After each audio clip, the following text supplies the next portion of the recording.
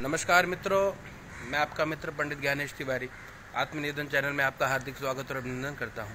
आज मेरा छोटा भाई अनुज सौरभ मिश्र और इनके द्वारा ज्योतिष के संबंध में या कि वास्तु कर्मकांड के संबंध में कुछ हम ज्ञान प्राप्त कर सके। क्यों कहा, ये जो इनका ज्ञान है ये जैसे भगवती गंगा प्रवाहित होकर के धरा पे आई है, इस प्रकार इनको अपने पिता से, दादाजी के माध्यम से ये विशिष्ट ज्ञान प्राप्त हुआ है, जो कि बहुत दुर्लभ है, आपको हमको शीघ्र प्राप्त होने वाला नहीं। तो इनके अनुभूत ज्ञान को हम कैसे ले पाएं, तो हम पंडित श्री सौरभ मिश्र जी का स्वागत करते हैं। भैया जय सिया राम। बहुत बहुत धन्यवाद आपका सर। अब आपसे कुछ प्रश्न हमारे दर्शक पूछना चाहते हैं। कई बार लोगों ने मुझे फ़ोन भी किया कि आप सौरभ जी से कुछ प्रश्न पूछे ताकि हमें जानकारी प्राप्त हो। हाँ जी। आप ये बताइए कि शीघ्रता से किस प्रकार से भगवान की आराधना कर पाए। आराधना, जो आराधना शब्द है ना, जब कोई बोलता है तो परमात्मा की बात क्या बात उसका उठता है। जय।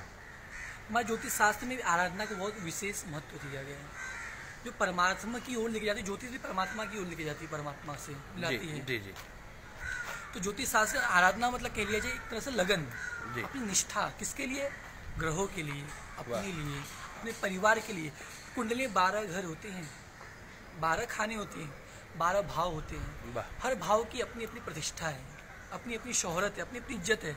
हर भाव अपने आप को कुछ ना कुछ प्रदान करता है, और व्यक्ति 12 भाव के अलावा अन्य कोई भाव को दुनिया में मतलब उसको व्याप्ति ही नहीं है। 12 भाव में पूरा संसार समाया है। जैसे कि पहले भाव से क्या हम देखते हैं, हमारा तन कैसा रहेगा, हमारी रंगत सूरत कैसी रहेगी। दूसरे भाव से हमारा धन, वाणी कैसी रहेगी, हमारी धन कितना कमाएंगे, पूरे जीवन कितना धन अर्जित करेंगे जी।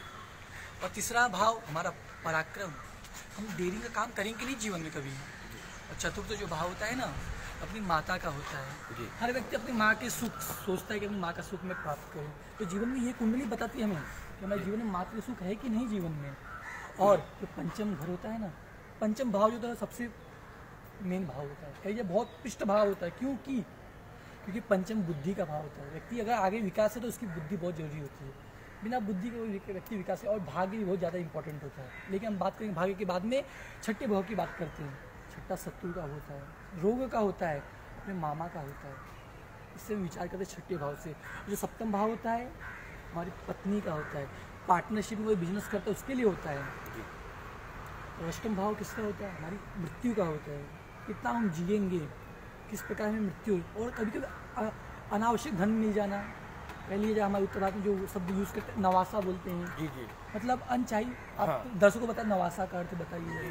जी, अचानक संपत्ति मिल जाए किसी नाना जी के माध्यम से, या कि पत्नी के ससुराल से कोई सारा धन, बहुत सारा अचानक धन मिल जाए, जिनके बारे में हम जानते ना और हमें संपत्ति मिल जाए। हाँ जी। ये हमको अष्टम भाव से मिलता है। वाह, अनदेखी हुई चीज़। बहुत सुंदर जानकारी। ये जो नवम भाव होता है हमारा भाग्य होता है।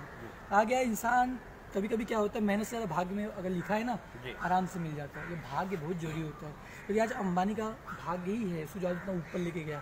अमिताभ बच्चन का भाग्य ही जो उसको ऊपर आज खड़ा करके रखा है, हेड बना के रखा है बॉलीवुड में।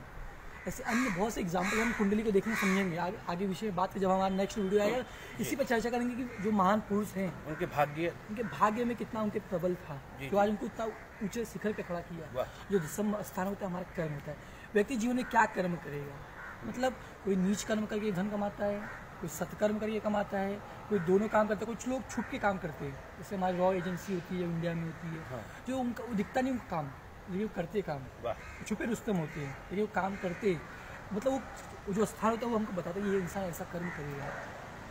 जो एकादश भाव होता है 11वां भाव हमारा, तो हम कितना कमाएंगे, वो कर्म से क्या करके कमाएंगे, कितना धन अर्जित करेंगे। हम बोल के पैसा कमाएंगे कि बुद्धि से कमाएंगे कि अपने ज्ञान से कमाएंगे। जो 12वां घर होता है ना हमारा, टेंशन होता है, खर्चा होता है और विदेश का योग होता है। ये जो 12वीं, मतलब हम जो बात करें 12 चीज़, ये दुनिया इसी में समाई है, इससे कुछ परे है। देखिए आप, बहुत सुंदर जानकारी, धन्यवाद। एक प्रश्न जो दर्शकों का आया था कि संतान के विषय में किस भाव से विचार है।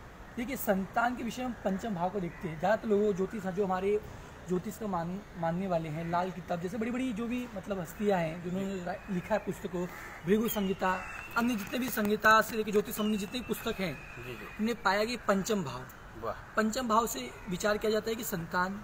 और पंचम से पंचम, यदि आपको अच्छे से प्रोडक्शन करना है, फल कथन करना है, तो पंचम से पंचम देखिए। यदि आप उसकी भाग्य देख रहे हैं तो भाग्य से नवम देखिए, ये बहुत ज़्यादा इंपॉर्टेंट है। पंचम स्थान से पंचम स्थान देखिए, आपको पता चलेगा। और दर्शकों का कुछ ऐसा भी प्रश्न रहा कि वो लोग व्यवसाय करें या उनके कोई गवर्नमेंट जॉब लगेगा, या नौकरी करें या व्यवसाय करें, कुछ जानकारी? देखिए, सर्वप्रथम तो पहले हमको देखना चाहिए व्यक्ति का लग्न क्या है जी, क्योंकि स्वभाव इंसान को डिसाइड कराता है कि वो करेगा क्या है। यदि आप सूर्य के जातक हो तो आप बिजनेस करना ज़्यादा पसंद करो, आप खुले विचार के हो, क्योंकि राजा कभी किसी अंडर में काम नहीं करता। उसका स्वभाव सिंह के साथ भापी रहता है, वो धारता रहता है। वही कर्म क्षेत्र, पहले उसका स्वभाव देखना पड़ता है, उसके बाद कर्म क्षेत्र देखते हैं व्यक्ति का कर्म क्षेत्र क्या है। जैसे सूर्य है तो ये कर्म क्षेत्र जाके शनि का बैठ गया, अब वो शनि मतलब जातक हो गया किसी का अंडरटेकिंग काम करने वाला, लेकिन वो कहीं ना कहीं उसको दो विचारणी विषय हो जाएगी। जब उसमें उसका भाग्य देखना पड़ेगा, नौमांस को देखना पड़ेगा, मतलब उसके तथ्य तक डीप में जाने, गहराई तक घुसना पड़ेगा। बहुत सुंदर जानकारी।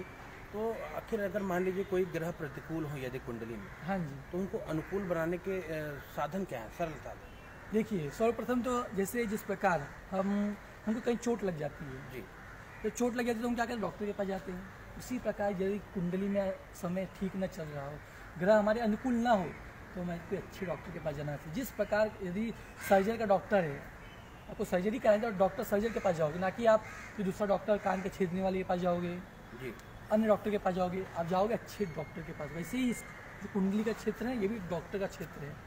यदि आपको अच्छी जानकारी चाहिए, अच्छा आपको कुंडली का फल कथन करवाना है तो अच्छे ज्योतिषी के पास जाइए। और ये आपको हर जगह नहीं मिलेगी। आजकल तो लोग फरेक करके बैठे हैं, थोड़ा ज्ञान अर्जित कर लिया, अपने आपको सिद्ध समझ लिए, थोड़ा राहु केतु की जानकारी कर ली, उनको एक अच्छा नहीं पता राहु केतु के बारे में, लेकिन वो अपने आप को ज्योतिषाचार्य लिखने लग गए हैं। तो उनसे मैं एक ही निवेदन है कि जो अनुकूल ग्रह होते हैं ना, करने के लिए उनके उपाय होते हैं, उनकी पूजा, उनकी आराधना होती है। जिस प्रकार यदि आपकी हम तारीफ करें तो आप खुश होंगे कि नहीं होंगे? जी बिल्कुल। पूरे संसार में ऐसा कोई व्यक्ति जो तारीफ पर भूखा ना हो। इस प्रकार ये जो ग्रह होते हैं ना, उनकी पूजा अर्चना वंदना और उनके जो पूजा पाठ जप के माध्यम से उनको संतुष्ट किया जाता है। जिस प्रकार कोई अतिथि हमारे घर पे आते तो क्या करते हैं, हम उसको कपड़ा वस्त्र आदि देकर भोजन करा कर उसको संतुष्ट करने का प्रयास करते हैं। उसी प्रकार ये ग्रहों का जो मेल जोल होता है इसी प्रकार होता है। देखिए, बहुत बहुत धन्यवाद सौरभ जी। तो इसी प्रकार के जो ज्योतिष के हमारे विद्वान हैं सौरभ मिश्र जी, आप चाहें तो ज्योतिष के बारे में जो भी जानकारी प्राप्त करना चाहें, आप हम डिस्क्रिप्शन में इनका नंबर आपको प्रदान कर देंगे। आप ज्योतिष के बारे में, अपने कुंडली के बारे में, भविष्य कथन आपको जानना है, अपने भविष्य के बारे में, भूत भविष्य वर्तमान ज्योतिष के माध्यम से, तो वो सारी की सारी जो भविष्य कथन है फलादेश पंडित जी के द्वारा आपको प्राप्त होगा।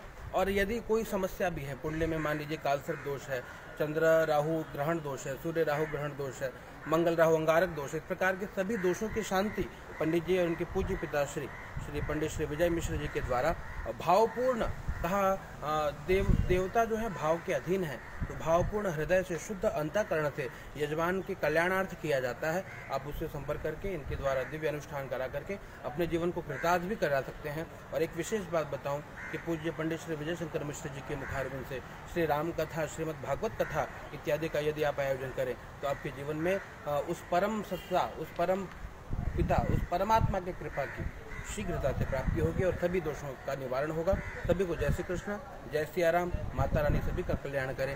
पंडित जी नमो राघव। राधे राधे।